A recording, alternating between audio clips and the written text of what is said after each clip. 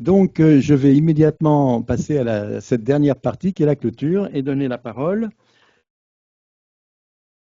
à Johan Lafitte, hein, qui est professeur dans cette université et qui a suivi, pas la totalité, mais une grande partie de nos débats. Hein, et voilà, je vais faire la synthèse avant le recteur Slim Kalbous.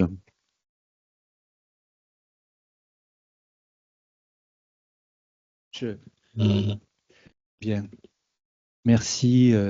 Pendant que pendant que bon, vous vous installez, que vous changez, je voulais d'abord évidemment remercier toutes les personnes qui ont rendu possible par leur effort, quel qu'il soit, que ce soit pour venir de très loin, que ce soit également pour préparer cela de longue date, et puis évidemment pour nous permettre, malgré les aléas techniques et organisationnels qui ont pu avoir lieu, mais qui n'en sont pas moins de véritables efforts, et donc qui nous ont permis de pouvoir vivre cela.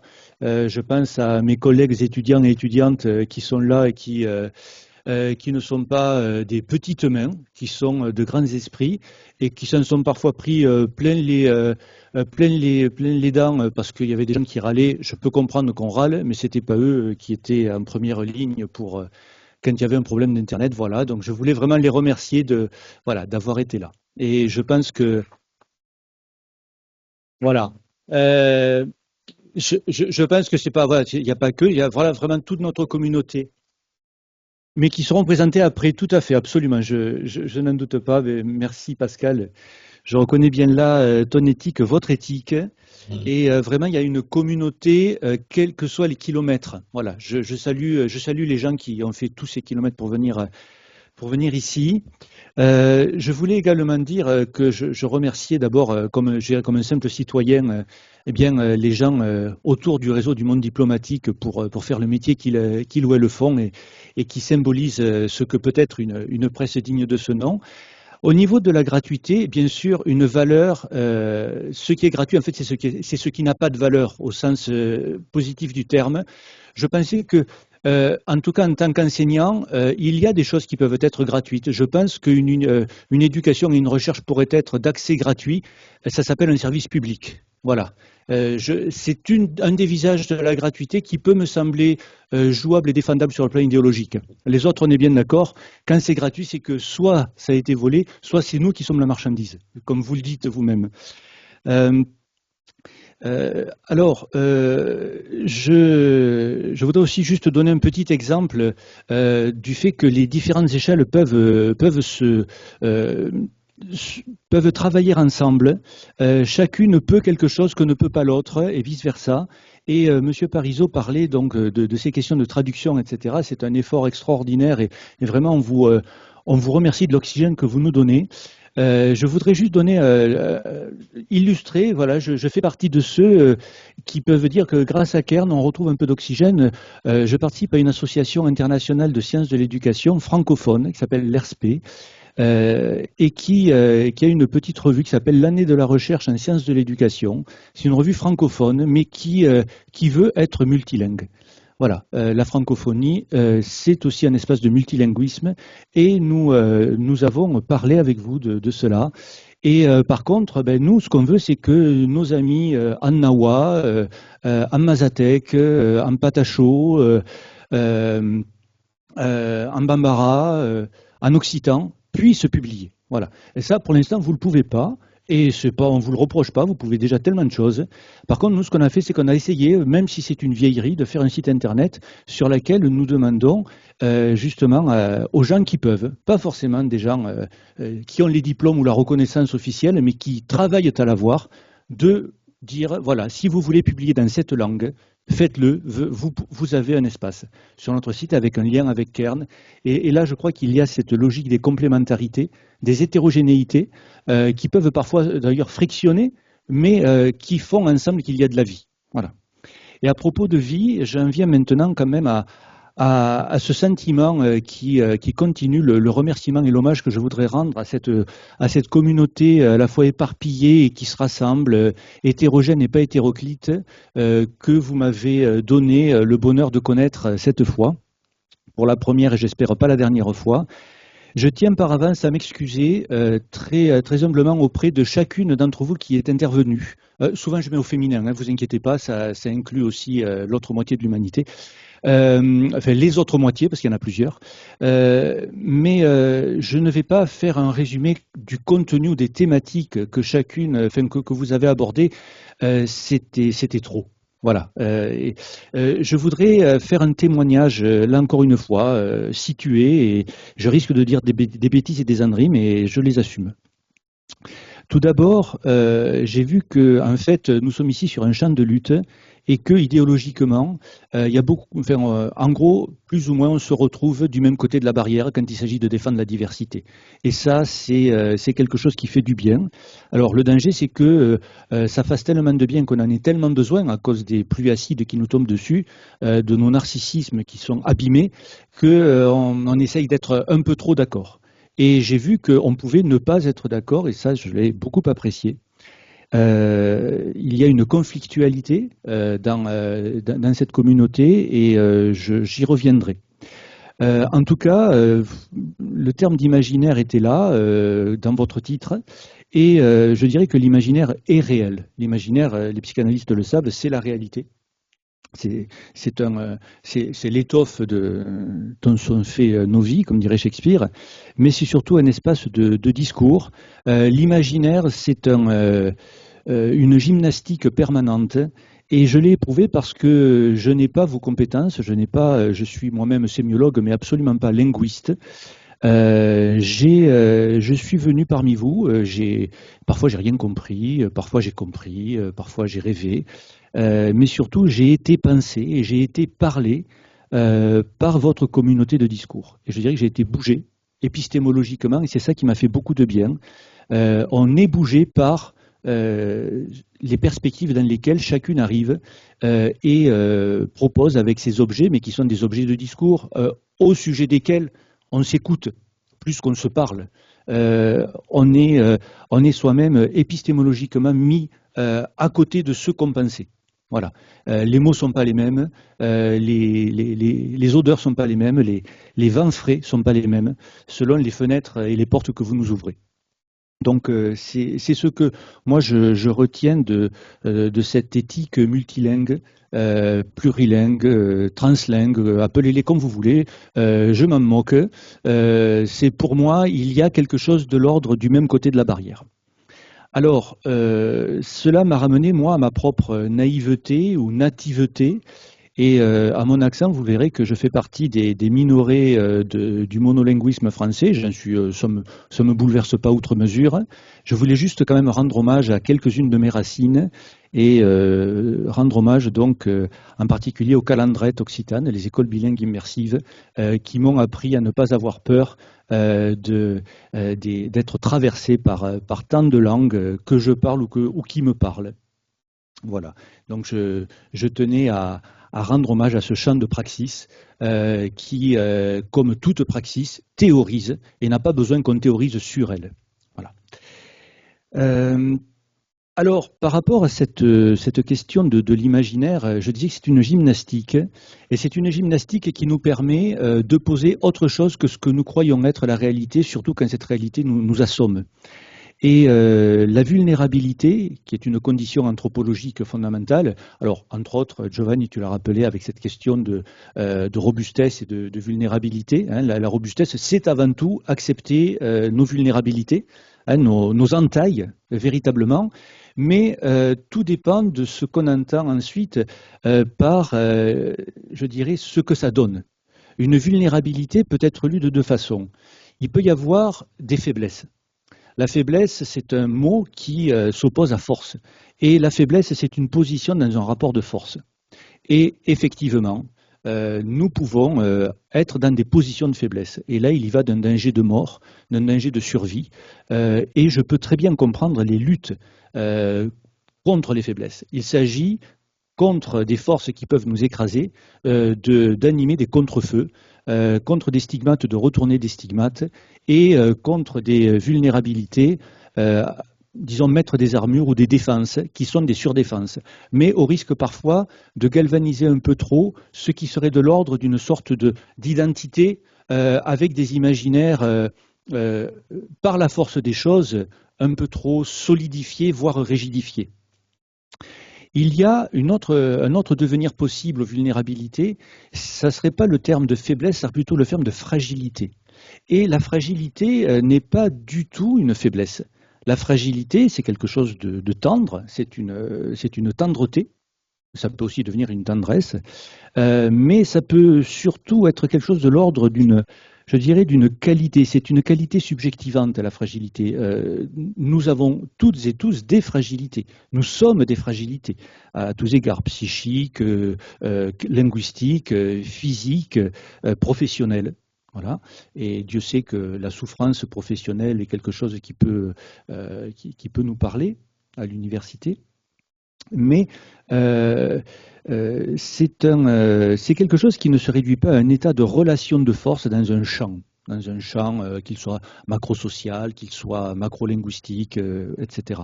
La fragilité, c'est quelque chose qui fait signe vers une possible richesse, une possible puissance d'être.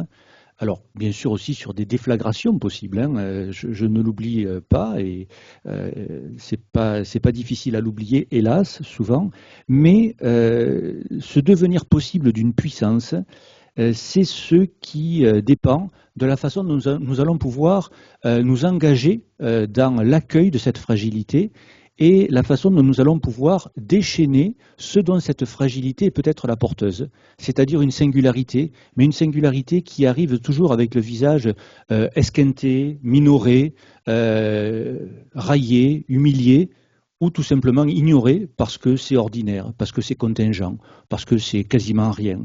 Alors que peut-être il y a dans ces petits grains de poussière-là la possibilité d'une étoile, c'est-à-dire grosso modo ce qu'en logique on appelle une singularité. Une singularité, c'est quoi? C'est un point a priori contingent parce qu'il n'appartient pas aux logiques générales que nous avons déjà, de nos habitudes, mais c'est un point qui potentiellement peut être porteur de sa propre loi d'existence. Le tout, c'est qu'il s'agit de faire en sorte que ces points de singularité, si fragiles, puissent avoir suffisamment d'espace, de vide, de paix, de tranquillité. La tranquillité de l'âme, c'est une vertu en philosophie stoïcienne. Et cette fragilité peut donner à éclore une loi nouvelle. Voilà, la loi dont elle est porteuse. Et ensuite, la question, c'est de savoir comment est-ce que ces lois nouvelles peuvent entrer dans nos habitudes déjà là. Voilà. Autrement dit, comment est-ce qu'une singularité, comment pouvons-nous nous ouvrir à une singularité? Voilà. Ça, c'est un exercice imaginaire. Voilà. Ça n'est pas possible de faire comme si on faisait table rase de nos lois générales, de nos lois dominantes, de nos lois macrosociales, des lois diglossiques. Ça n'est pas possible. Il est nécessaire d'imposer une hypothèse de pensée, ça s'appelle de l'imaginaire aussi, savoir ce que c'est que laisser parler une voix presque morte. Voilà. Qu'est-ce que ça peut donner? Une voix dont on pensait qu'elle n'avait plus rien à dire. Voilà. Une langue qui allait de soi ou qui allait disparaître. Bref, cette fragilité, il s'agit de savoir l'accueillir, de savoir l'interpréter, de savoir la déchaîner, et cela pose donc la place de notre subjectivité dans l'accueil de ces langues. Et cette subjectivité, je l'ai sentie cette fois essentiellement de votre part, qui pour la plupart êtes des chercheuses, sommes des chercheuses, c'est-à-dire la subjectivité qui accueille. Voilà. Et donc c'est effectivement par rapport à notre propre ethos que je pose la question. Qu'est-ce que c'est qu'accueillir la fragilité lorsque nous avons des méthodologies bien solides, etc. Comment est-ce que nos méthodologies peuvent ne pas être forcément des murs ou des cases dans lesquelles vont venir se concaténer, mais au risque de se briser, de s'entailler encore plus, de se vulnérabiliser encore plus, la fragilité des phénomènes langagiers, linguistiques ou sémiotiques que nous accueillons. C'est, je pense, une question que nous devons nous poser. Et quand je parle de méthodologie, voilà, je pose la question, est-ce que le choix entre avoir une méthodologie ou essayer des méthodes, est-ce que c'est déjà une façon déjà de fragiliser quelque peu nos certitudes dites scientifiques? Alors, je dirais que il y a eu une force dans ces journées, dans ces 3 journées, il y a eu une puissance. Alors j'ai évoqué voilà, cette puissance, c'est possible, qui moi ont germé tout au long du moment où je vous ai écouté. Il y a aussi eu, disons-le clairement, une puissance de feu. Hein, voilà. Vous êtes quand même là aussi pour affirmer que la diversité linguistique, c'est pas fait pour les chiens, même si on aime beaucoup les chiens, et qu'il y a peut-être des devenirs chiens parmi les langues et les cultures que portent ces langues.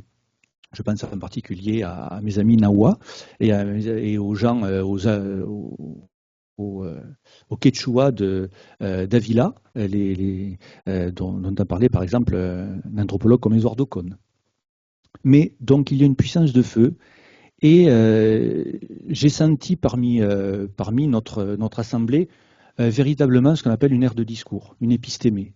Alors, très, très diverse, elle n'est pas intégrable en une seule façon de voir, en une seule façon de penser, et c'est là-dedans que je voudrais venir. La diversité n'est pas seulement un objet de vos discours, je pense qu'elle a été aussi une forme de vos interventions. Il n'y a pas uniquement une variété de différentes situations, de différents objets, de différents points de vue. Il y a eu véritablement une variation permanente des points de vue que vous avez apportés. Il y a eu plus ou moins des contrastes et tant dans les objets que vous évoquiez que dans les échelles, dans les langues, mais aussi dans les territoires, que ce soit des territoires géographiques, culturels, technologiques, formels, des différences et des variations également dans les différentes, je dirais, les différentes cosmologies et les différents mondes que portaient les langues dont vous avez parlé et qui parfois sont des langues qui sont juste à côté de nous et dont on ne se rendait pas compte qu'elles venaient nous traverser et finalement nous changer. Je dirais que en retour, les langues, à travers cette diversité et cette variété de terrains à travers lesquels vous les avez fait passer, les langues elles-mêmes ressortent traversées par ces différents champs anthropologiques, écologiques, etc., dans lesquels vous les avez mises à l'épreuve. Et je pense que cette notion de mise à l'épreuve nous permet de voir que vos linguistiques sont des linguistiques éprouvées, c'est-à-dire qu'elles traversent l'épreuve de rencontres avec certaines expériences que, du moins dans un bon nombre de situations que j'ai entendues, des expériences dont on sentait que vous les aviez traversées vous-même. Voilà, vos corps avaient traversé ces épreuves et il en sortait précisément ce qu'on appelle un savoir éprouvé. Voilà. Et je crois que c'est cette qualité-là qui me semble rhétoriquement, je dirais, la plus convaincante. Voilà. Je ne dis pas après sur le plan théorique ou scientifique, mais sur le plan rhétorique. Et la rhétorique, pour moi, n'est pas une insulte. Hein, voilà. C'est quand même l'anthropologie fondamentale que nous, les autochtones aristotéliciens ou platoniciens, nous partageons. Ah oui, ben moi aussi. Mais sauf que bon, je ne suis pas un autochtone aussi proche du lycée que vous. Voilà.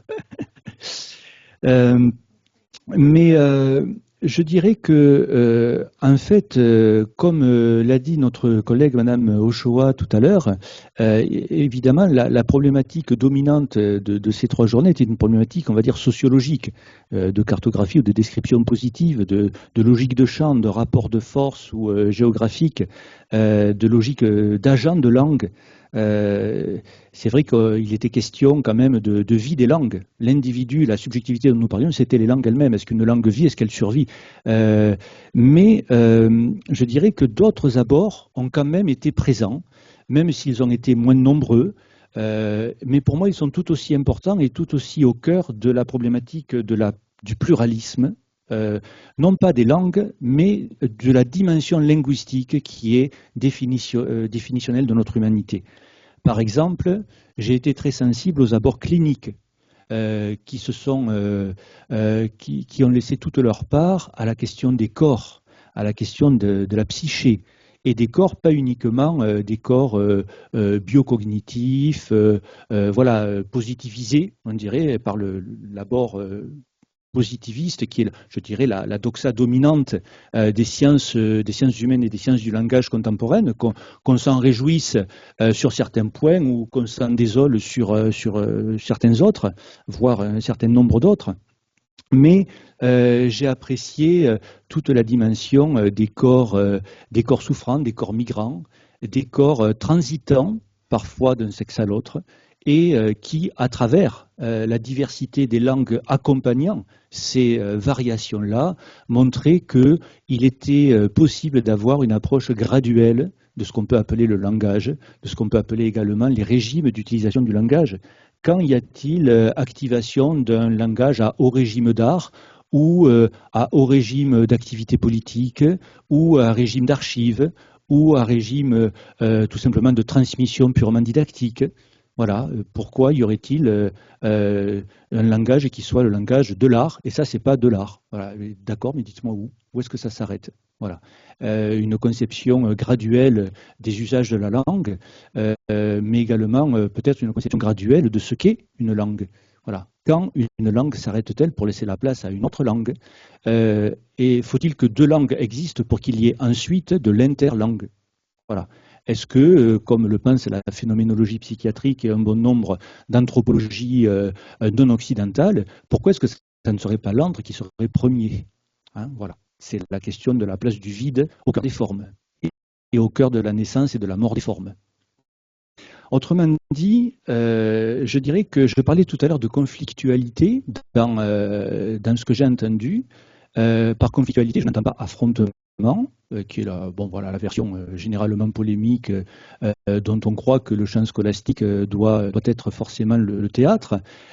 Mais il y a la possibilité de mettre en langage et de mettre en théorie la possibilité de poser différentes conceptions des langues. Et c'est ça que j'ai entendu aussi dans les différents moments que j'ai pu entendre. Hein. C'est pourquoi je disais que la problématique effectivement sociolinguistique est une problématique que je rapprocherai par exemple de ce qu'en sémiotique peircienne on appelle une logique du général, la logique du général qui regarde les lois générales universelles et les cas particuliers. Eh bien, effectivement, c'est une efficacité logique qui peut être particulièrement efficace, je ne dirais pas performante, mais efficace et adaptée, pertinente pour certaines échelles, quand on étudie l'échelle d'une langue, quand on étudie l'échelle d'une nation, d'une région, etc., d'une culture, cela existe-t-il? Mais à d'autres moments, on voit bien que les régimes d'existence des langues nécessitent peut-être d'autres logiques. Et pour rester dans la sémiotique de Peirce, il y a ce qu'on appelle, non pas des logiques du général, mais des logiques de la singularité, ce que Peirce appelle la logique du vague. Et la notion de vague, ce n'est pas la notion de flou artistique qui pourrait scientifiquement ensuite être bien digitalisée et donc réduite à néant. Pas du tout. Le vague, c'est véritablement un vague ontologique. Il est des espaces où il est nécessaire qu'une porte ne soit ni ouverte ou fermée, que ce soit ni une langue ni une autre, pour qu'il y ait la possibilité qu'il y ait véritablement une dimension linguistique vivante et non pas morte, qui puisse naître et qui puisse ne pas mourir. Voilà. Donc la logique vague, c'est ce qu'on a vu en particulier dans les cas que lors de cette merveilleuse table ronde que nos collègues étudiantes ont mise en place hier matin, on a pu voir de la logique du vague en permanence à l'acte et de ce vague-là naître une théorie qui était une théorie de leur praxis, c'est-à-dire non pas une théorie qui était plaquée sur ce qui avait lieu, mais une théorie qui était in statu nascendi, au moment même où ces personnes-là portaient dans leur langue, dans leurs accentuations, dans leur modélisation et dans ce que chez Peirce on appelle la tonalité, portaient toute cette théorisation en germe, voilà, au niveau de ce qu'on appelle la priméité, et qui témoignait qu'il y avait pas loin de là une tiercéité véritable, c'est-à-dire une véritable théorie générale possible. Mais encore, il y avait besoin d'une ambiance vague pour pouvoir permettre que naisse quelque chose, que puisse, c'est un des mots barbares, je vous prie de m'en excuser, hein, je voudrais introduire, que puissent naître ces logiques-là, ces langues-là, ces faits de langue-là, et en logique, justement, en sémiotique persienne, disons qu'une logique du général nous permet de déduire, ou d'induire, c'est la même chose, hein, l'induction n'est jamais qu'une déduction qui s'ignore, de déduire les règles linguistiques par rapport auxquelles des sujets particuliers, des agents linguistiques peuvent énoncer, avoir des paroles, etc. Et c'est vrai que c'est l'immense majorité de ce qu'on regarde, par exemple, en didactique des langues. Voilà, comment être dans le cas particulier d'une bonne ou d'une mauvaise, ou d'une intéressante, ou d'une minorée situation, mais gérée malgré tout par une logique générale. On peut déduire un savoir. Sauf que le problème, c'est que déduire un savoir, ça n'est pas du tout le laisser naître. Et la logique véritablement de la naissance d'un savoir, c'est plutôt ce qu'on appelle l'abduction. Non pas la déduction, mais l'abduction. L'abduction, ça se fait par une neutralisation des catégories générales. Et c'est vrai que ça peut sembler pataphysique, mais qu'est-ce que c'est qu'une langue qui accepterait de neutraliser la dimension d'imposition qu'elle a, sans pour autant perdre sa dimension structurante? Il n'est pas de parole sans aliénation au langage, mais peut-il exister des langages qui ne soient pas forcément pour autant des matons? Ben oui, ça existe, mais il faut en payer le prix. Et je crois qu'un des endroits où on peut en payer le prix, c'est par exemple le langage de l'art. Hier, notre collègue haïtien a merveilleusement montré cette naissance de la poésie haïtienne qui était merveilleuse. Et je crois qu'un des endroits où on oublie le plus l'abduction et où on se réfugie le plus dans la déduction, c'est tout simplement les sciences académiques. Voilà, bon, on est tellement obnubilé par le fait de devoir transmettre un savoir, et puis il faut que ça rentre dans les capsules d'enseignement, et puis dans les PowerPoint, et puis dans quelque chose qui peut être traduit dans... C'est pas de l'anglais. J'aime trop l'anglais pour parler d'anglais, c'est du biche. Alors il faut que ce soit compréhensible. On lamine tout. Voilà, la traduction, ce qui est important, c'est ce qu'on ne peut pas traduire. C'est l'antre, encore une fois. Donc, comment est-ce que nous pourrions arriver à penser la recherche comme une telle praxis? Voilà, c'est une des questions que je poserai. Et je voudrais juste, alors si vous me permettez encore juste un petit développement. En fait, je dirais que il y a eu un moment où j'ai été particulièrement sensible au fait que il a été évoqué donc justement plusieurs situations de langue, etc. Mais ce qui était clair, c'était que c'était carrément le concept de langue qui était bouleversé par ce qui était dit. Je prends l'exemple de la table ronde d'hier où il a été question des situations amérindiennes.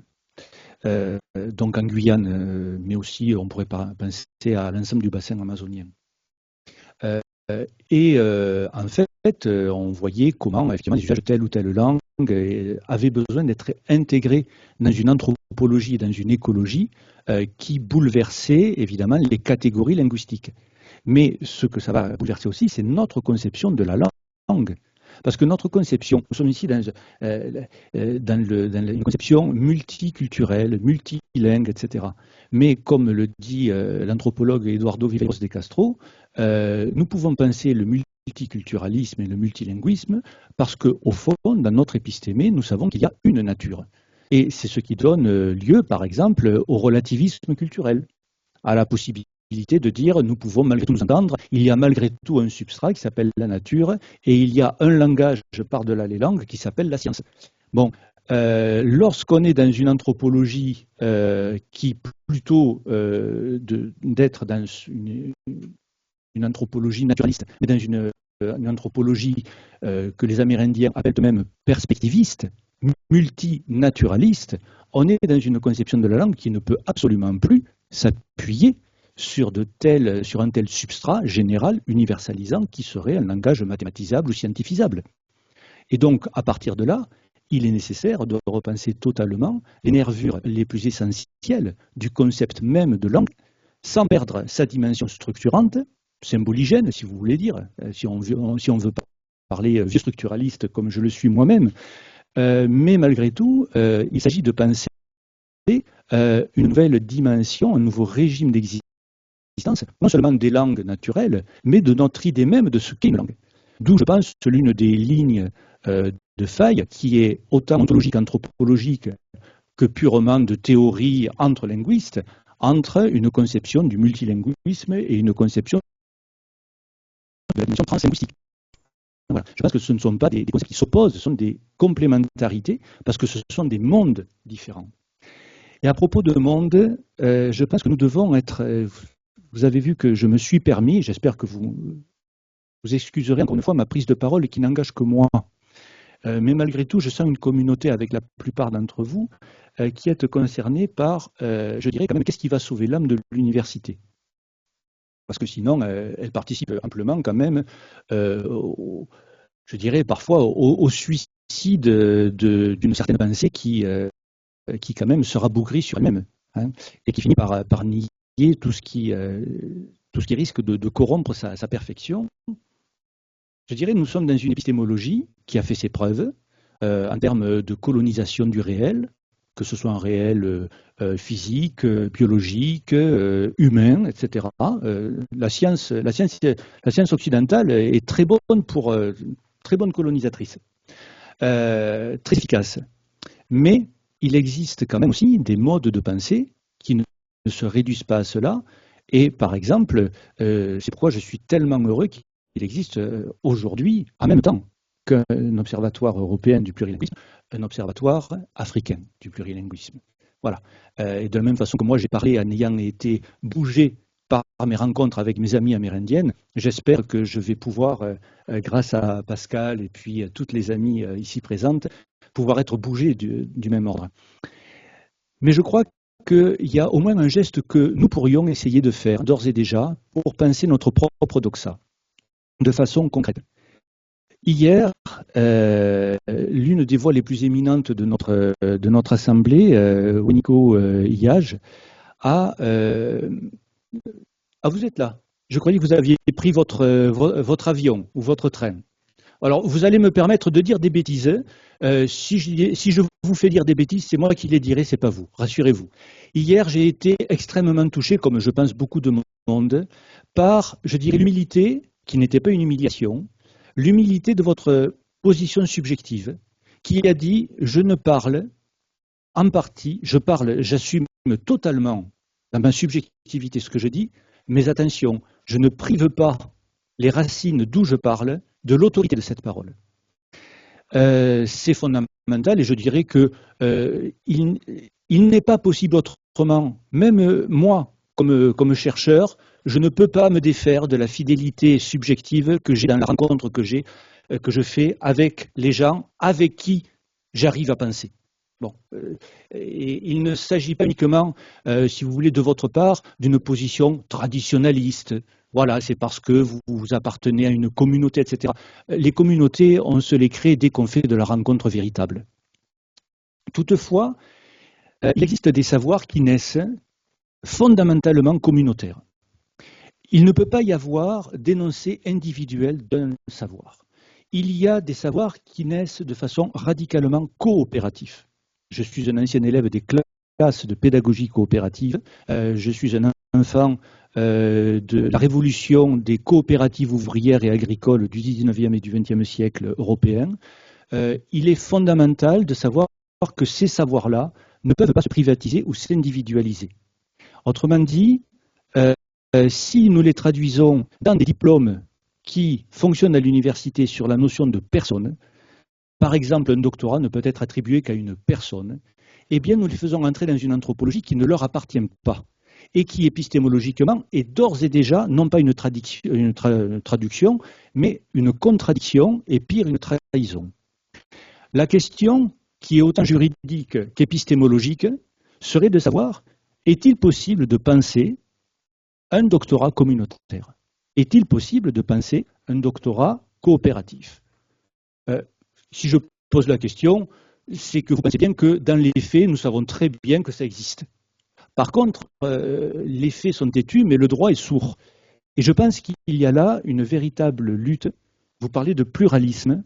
Je pense que le pluralisme peut aussi accueillir de tels questionnements. Comment est-il possible que vous portiez votre parole comme vous l'avez fait hier, monsieur, et bien d'autres parmi nous, de façon à ce que votre communauté ne soit pas dépossédée de ce savoir? Je pense que cette question-là n'est pas qu'une question, on va dire, d'ajustement éthique personnel.